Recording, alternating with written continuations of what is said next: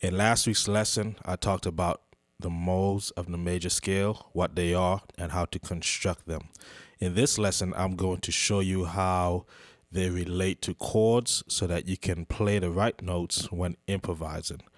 But if you are new to modes, make sure you check out the video on modes part 1, the modes part 1 video before you watch this video.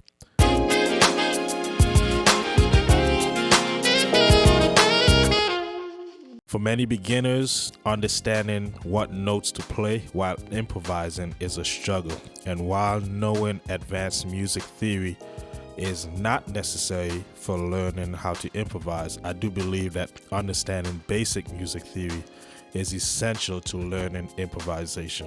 By basic, I mean knowing your key signatures, your major scales, and knowing how to construct chords. So like I said earlier, in this lesson, I'm going to be talking about how chords and scales relate in improvisation.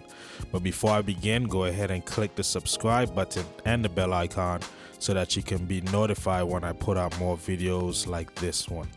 Also, go ahead and check out my private lesson program by clicking the link in the description section. If you feel like you're not getting better by watching YouTube videos, this could be the perfect opportunity for you. So go ahead and check it out. So for every chord, there's a scale that's associated with it. This is where modes come in. So remember that a mode is just a scale built off of another scale. So in this case, we're talking about the modes of the major scale. If you've ever tried to improvise and it just seems like every note you play sounds wrong, there's a high possibility that you're probably playing the wrong notes over the chord progression that's being played.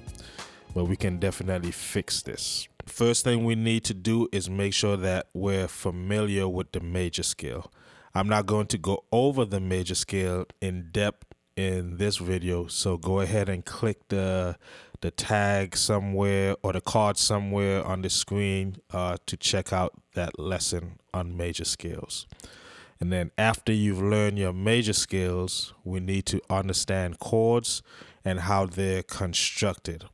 The 4 types of chords that I'm going to go over with you are the major 7th chord, the minor 7th chord, the dominant 7th chord, and the half diminished 7th chord. So a chord is formed by using the 1st, 3rd, and 5th scale degrees of a chord. To create a 7th chord, you would add the 7th scale degree to that chord.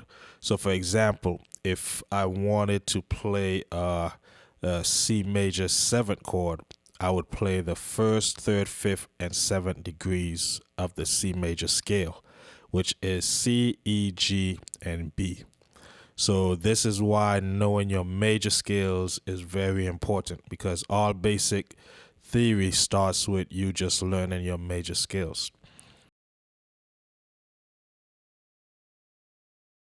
And so for every 7 chord that we create is going to come from the major chord. Okay, so I already showed you how to construct a major 7th chord. You take the 1st, 3rd, 5th, and 7th scale degrees. And there are 2 modes, okay, that can be played over a major 7th chord. We can use the Ionian mode, which is the major scale, right? You remember that? And the Lydian mode. And here's why. When you take the 1st, 3rd, 5th, and 7th degrees of these 2 modes, it forms a major 7th chord.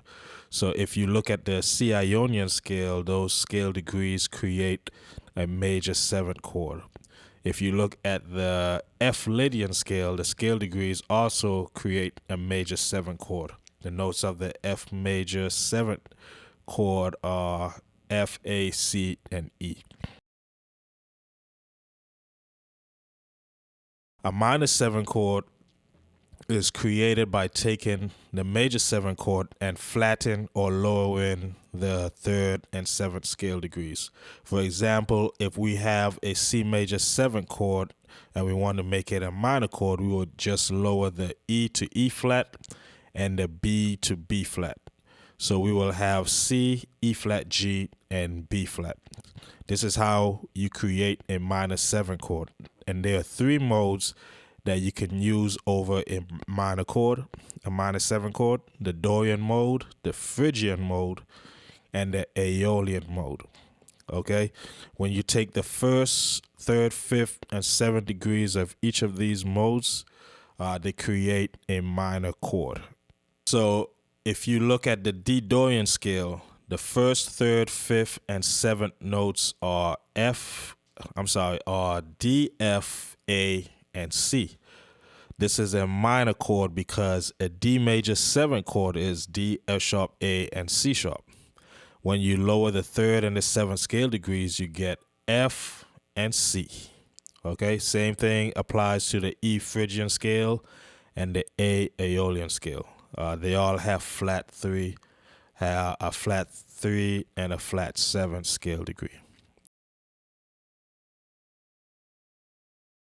The next chord that we have is the dominant 7 chord.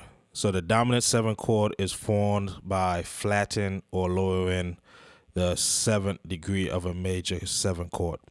So for example, the notes of a C dominant 7 chord are C, E, G, and B flat. We lowered the B from the major 7 chord to B flat to make it a dominant 7 chord. Okay, and there's only one mode out of the 7 modes that can be played over a dominant 7 chord, and that's the Mixolydian mode. So when you take the first, third, fifth, and seventh scale degrees of the Mixolydian scale or the Mixolydian mode, it forms a dominant 7 chord. That's why the Mixolydian scale is the best scale to use over a dominant chord. The chord tones are already aligned with the scale, okay?